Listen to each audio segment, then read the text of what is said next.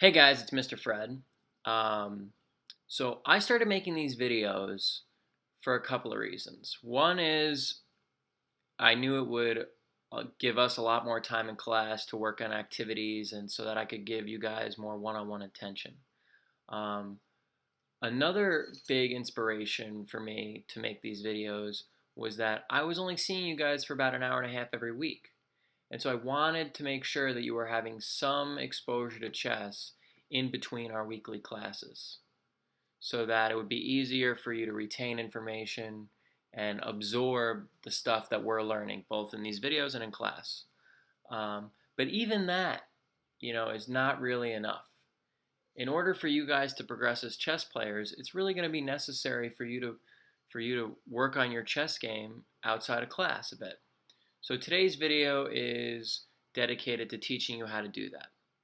Now, the best way for somebody at your level to improve as a chess player is to play as many games as you can, specifically slow games. So when I refer to slow chess, I'm talking about anything with a time control of 30 minutes or more. So you have each player has at least 30 minutes to make all their moves.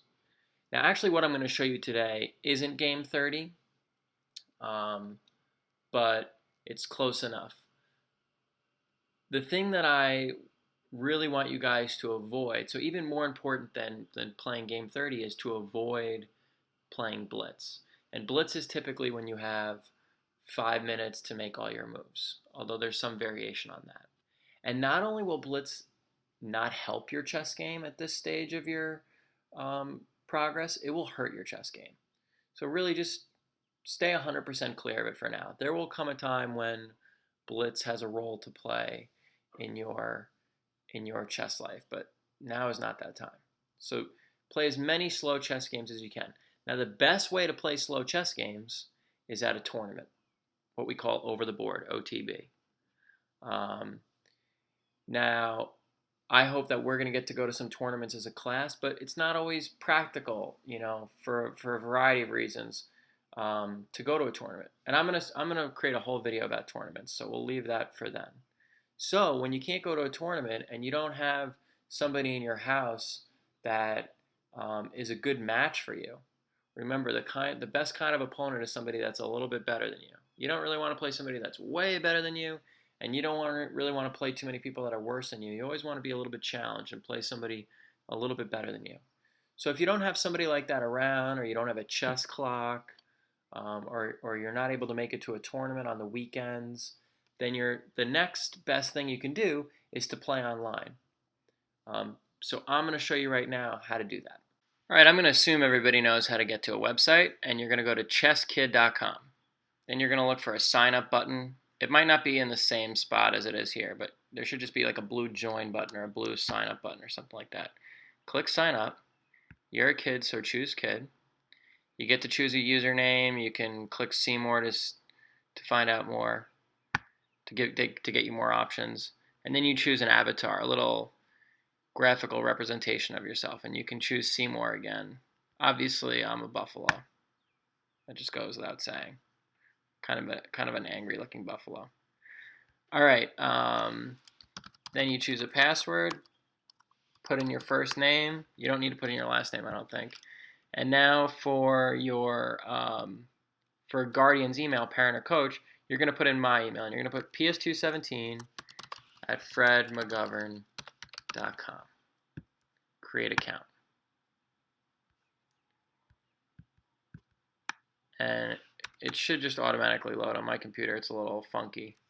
All right, so now this is going to be your main screen. Now, just to mention it, chesskid.com does have a paid membership, which gets you some extra features. I've never had a paid account, so I can't vouch for whether it's worth it. Maybe they'll give me a free one and I can test it out and let you guys know. But yeah, for now, I don't even think you need it, to be honest. You can just click play. And now these are your four options. I don't really know anything about the tournaments. Feel free to play around with it.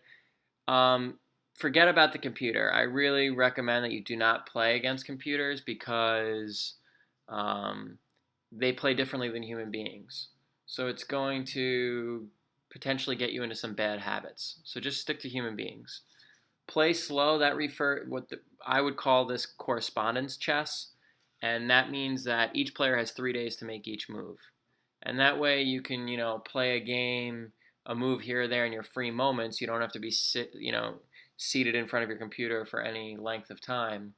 But again, I don't recommend that either. What I recommend you choose is play fast, and really what they're referring to is live chess. The time control is 15-1, so you have 15 minutes to make all your moves, plus every time you make a move, you get 1 second added to your clock. There's a 1 second increment. We call that 15-1. And all you're going to do is click New Game. And then you start playing. And now a lot of people are going to abort games. That just happens, and you just click New Game until you find somebody that wants to play. So once you get a game, you'll notice that notation automatically appears in this box. And so what you can do is, once the game's over, you can copy and paste this notation, right? So you can highlight it and then right click and click copy, and you can either email it to me and I'll print it out and bring it to class, and I'll prepare some remarks about it, or you can print it out yourself and bring it to class and we can go over it. And so this is a great opportunity for us to review your games. The next thing I want to mention is that every Wednesday at 6 p.m., I'm going to go on chesskid.com. And I encourage you guys to do so as well. It's not required, of course, it's just for fun. And as long as you signed up using that email address I gave you, ps217@fredmcgovern.com, then you'll be able to be friends with me and friends with everybody in class.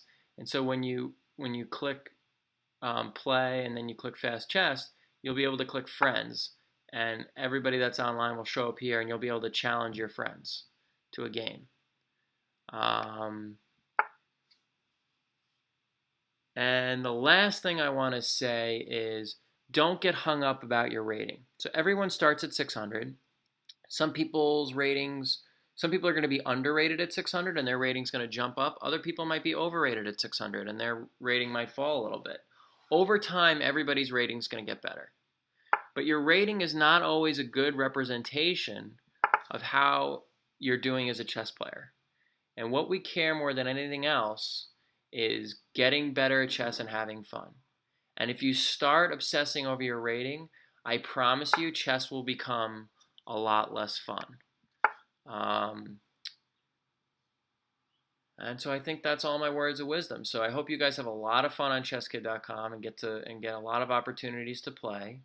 And remember, you can copy and paste the notation and bring it to class, or you can email it to me and I'll bring it to class and we can go over it.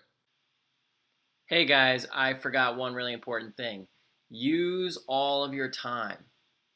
Regardless of what time control you're playing, whether it's 15-1, whether it's game 30, whether it's game 60, you should always be using almost all of your time up.